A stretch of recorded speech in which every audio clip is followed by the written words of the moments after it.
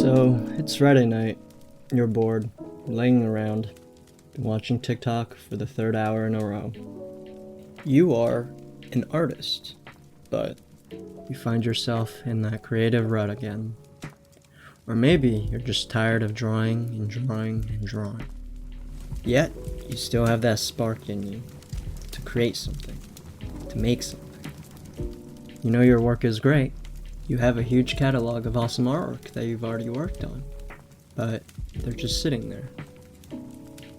In this video, let me try to inspire you to turn your existing awesome 2D artwork from this and giving them new life, bringing them into the real world by turning them into cool 3D dioramas.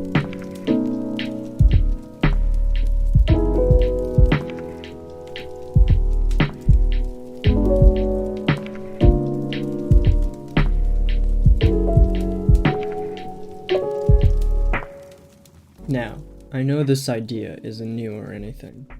The trading card community has been doing it for a very long time with amazing results.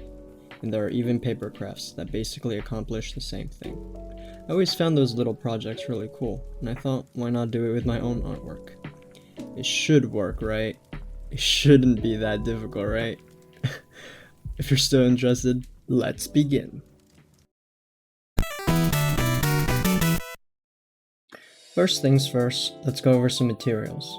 Now there are required materials and there are some optional materials, depending on the final look you're going for. The most important material is the artwork you're going to use. Now you could use your own artwork, but if you're not an artist, you could just find a piece of art you really like online. No one would ever really know. If you're a traditional artist, however, or if you do your work non-digitally, you'll need a scanner to be able to scan your work in and be able to print it out later.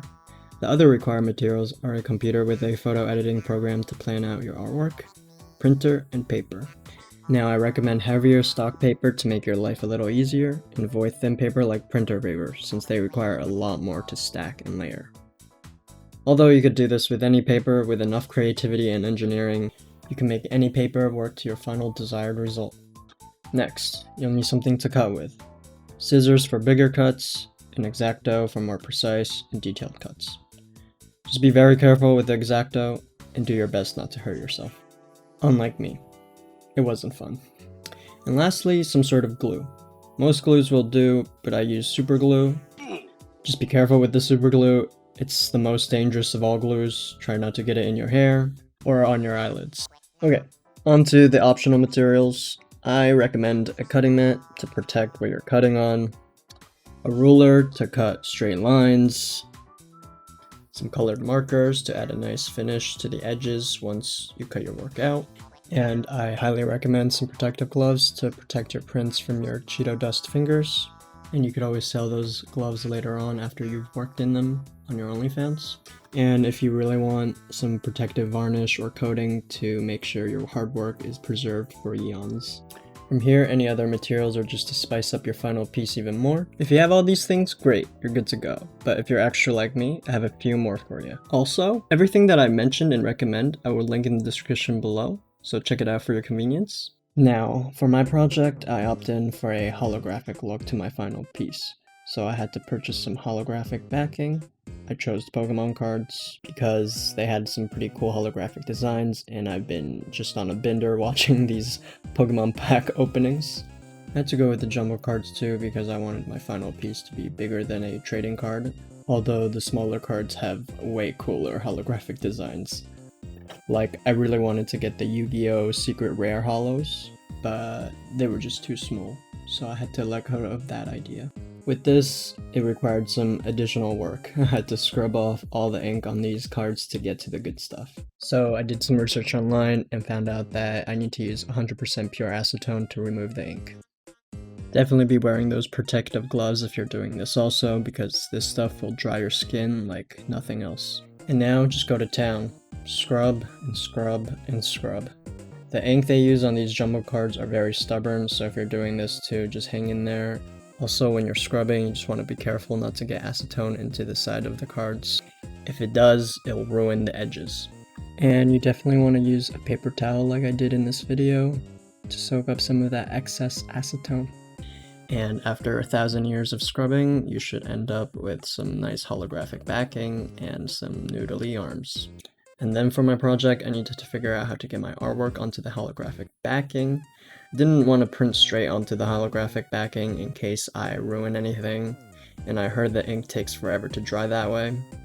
I was too much of a coward, so I just got these clear sticker paper to transfer my artwork onto the holographic backings.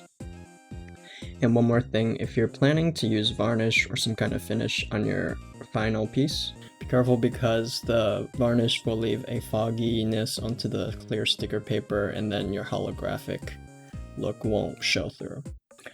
But it's all good in the hood.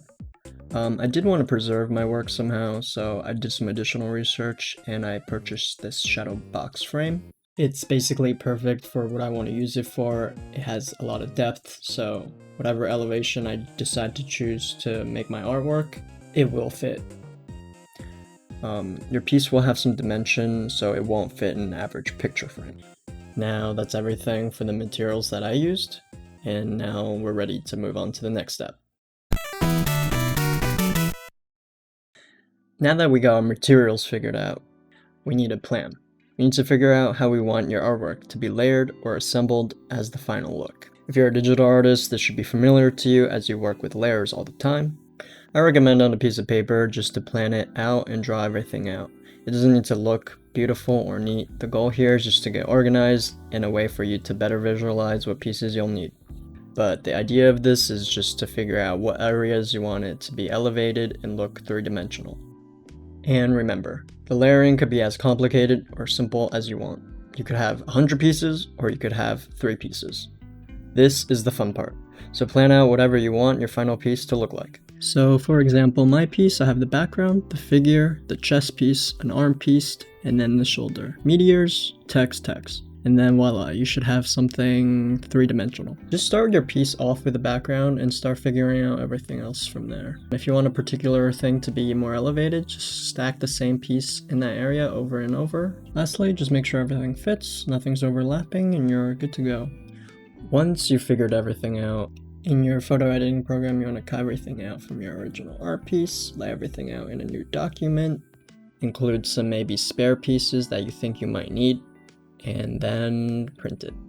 And with my piece in particular, I wanted to see how the varnish and the holographic will look in my piece, so I did some test prints, just to be safe so we don't ruin the holographic cards we spent so much time on. And with all that, we're finally ready to move on to the last step. And finally, it's time to assemble everything. For me, I still needed to stick everything onto my holographic backing, and I need to do this without any air bubbles. And luckily, I was able to do this on my first try.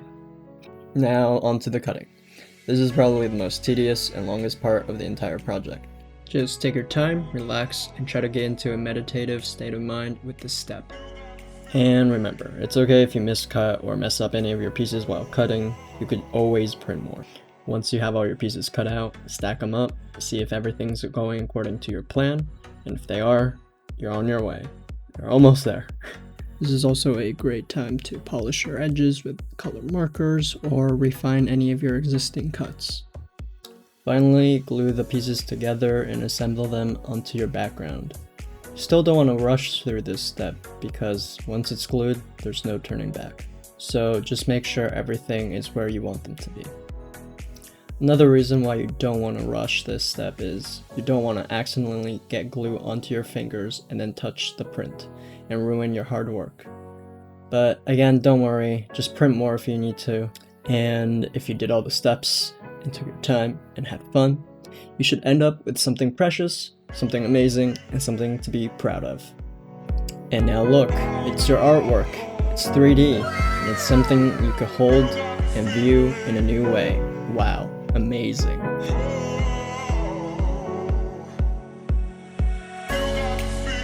I display it next to my other treasure possessions, and I look at it every morning and it makes me so happy. Dude, I swear, this is what being in love feels like.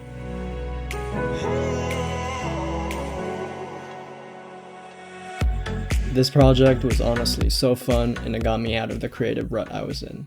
It got me moving, even got me out into the real world. The great part about this project too is it doesn't matter what kind of 2D artist you are. Digital, pixel, surreal, traditional. It will work as long as you believe. And as long as you believe, you could accomplish basically anything.